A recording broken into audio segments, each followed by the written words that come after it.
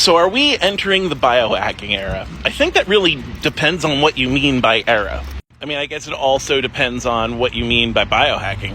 Like, some people view inserting their head into a bucket of cold water when they have an anxiety attack as biohacking, while others say it has to be some sort of union of technology and flesh, like a chip inserted into you.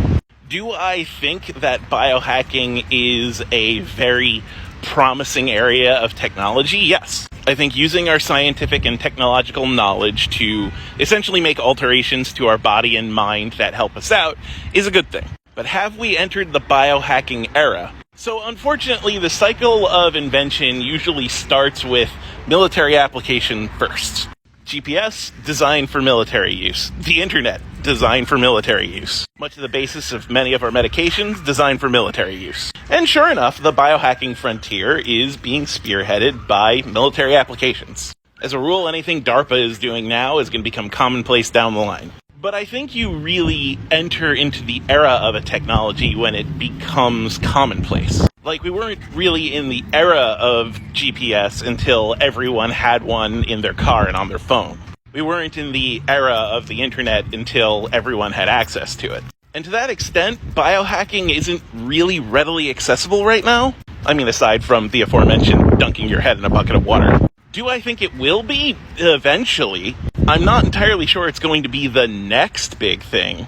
I think it will be a big thing, but I'm not entirely sure it will be the next big thing.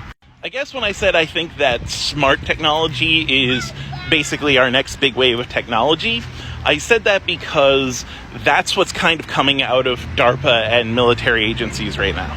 That is the flood of military technology that has been converted to common use. And that's what the tech sector has latched onto and innovated on. I mean, even Siri was originally developed by the government.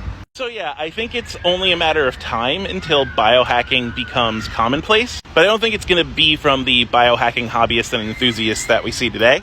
I think some studies going to create some really interesting and useful revolution in biohacking. The government's going to buy it. They'll convert it for military use. A certain amount of time will pass, and then they'll sell it to some tech company. It'll become more commonplace and more readily available, and that's when we will enter the era of biohacking.